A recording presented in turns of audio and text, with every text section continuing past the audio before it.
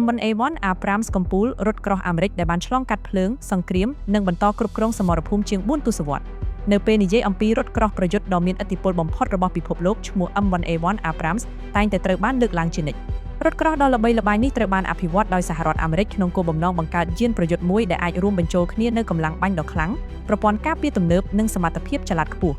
ចាប់តាំងពីចូលបម្រើការក្នុងទសវត្សរ៍ឆ្នាំ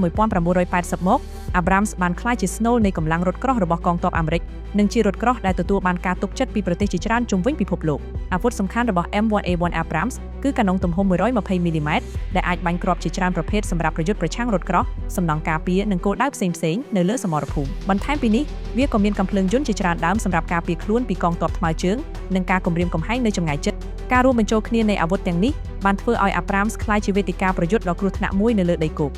អ្វីដែលធ្វើឲ្យរថក្រោះនេះលេចធ្លោជាងគេគឺបច្ចេកវិទ្យាគ្រប់គ្រងការបាញ់ដ៏ទំនើបប្រព័ន្ធកំណត់ចម្ងាយដោយ Laser កុំព្យូទ័រគណនាគោលដៅនិងឧបករណ៍មើលឃើញពេលយប់អនុញ្ញាតឲ្យក្រុមបើកបរអាចរកឃើញនិងវាយប្រហារគោលដៅបានយ៉ាងត្រឹមត្រូវសូម្បីតែនៅក្នុងភាពងងឹតឬអាកាសធាតុមិនអំណោយផលក៏ដោយសម្រាប់សម័យដែលវាត្រូវបានបង្កើតបច្ចេកវិទ្យាទាំងនេះត្រូវបានចាត់ទុកថាទំនើបបំផុតមួយនៅលើ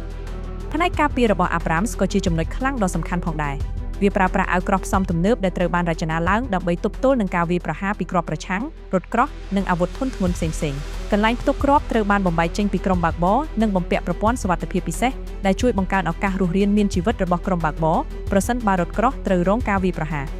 នៅក្នុងសមរភូមិពិតប្រាកដ Abrams បានបង្ហាញសមត្ថភាពរបស់ខ្លួនយ៉ាងច្បាស់លាស់ក្នុងសង្គ្រាមឈូងសមុទ្រពាក់ដែលកងទ័ពអាមេរិកនិងសម្ព័ន្ធមិត្តបានប្រើប្រាស់វាប្រឆាំងនឹងកងកម្លាំងអ៊ីរ៉ាក់ក្រោយមកវាក៏បានចូលរួមក្នុងសង្គ្រាមអ៊ីរ៉ាក់និងប្រតិបត្តិការយោធាជាច្រើនទៀត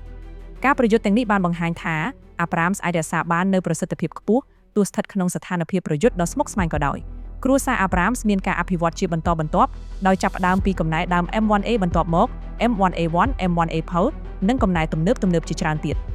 កំណែថ្មីត្រូវបានបំពាក់ប្រព័ន្ធទំនាក់ទំនងទំនើបឧបករណ៍សង្កេតការណ៍កាន់តែមានប្រសិទ្ធភាពនិងប្រព័ន្ធការពារកាន់តែរឹងមាំដើម្បីឆ្លើយតបទៅនឹងការគំរាមកំហែងថ្មីនៅលើសមរភូមិតម្លៃរបស់ Abrams ប្រែប្រួលទៅតាមកំណែនិងឧបករណ៍បំពាក់ប៉ុន្តែជាទូទៅអាចមានតម្លៃចាប់ពីប្រហែល$4 លានរហូតដល់ជាង$10 លានអាមេរិកក្នុងមួយគ្រឿងសម្រាប់កំណែទំនើបបំផុតទោះបីជាមានតម្លៃខ្ពស់ក៏ដោយប្រទេសជាច្រើននៅតែជ្រើសរើសវាដោយសារតែភាពជឿជាក់និងសមត្ថភាពប្រយុទ្ធដែលបានបង្ហាញក្នុងសម័យបច្ចុប្បន្ន Abrams ត្រូវបានប្រើប្រាស់ដោយសហរដ្ឋអាមេរិកអូស្ត្រាលីអេស៊ីបអ៊ីរ៉ាក់អារ៉ាប៊ីសាអូឌីតគុយវ៉េតប៉ូឡូញនិងអ៊ុយក្រែនប្រទេសទាំងនេះបានជ្រើសរើស Abrams ជាផ្នែកសំខាន់នៃកម្លាំងការពារជាតិរបស់ខ្លួនបើប្រៀបធៀបជាមួយ Leopard 2 របស់អាល្លឺម៉ង់និង Challenger 2 របស់ចក្រភពអង់គ្លេស Abrams ត្រូវបានចាត់ទុកថាស្ថិតក្នុងកម្រិតកំពូល Challenger 2 មានភាពល្បីល្បាញខាងភាពចល័តនិងភាពត្រឹមត្រូវនៃការបាញ់ខណៈ Challenger 2 មានកេរ្តិ៍ឈ្មោះខាងអាវក្រោះការពារដ៏រឹងមាំចំណែក Abrams វិញមានតុល្យភាពល្អជាងរវាងកម្លាំងបាញ់ល្អការការពារខ្ពស់បច្ចេកវិទ្យាបត់ពិសោធន៍និងការចូលសមរភូមិច្រើនជាងដូច្នេះហើយទើប Abrams ក្លាយជារថក្រោះដែលទទួលបានការទុកចិត្តបំផុតមួយនៅលើពិភពលោក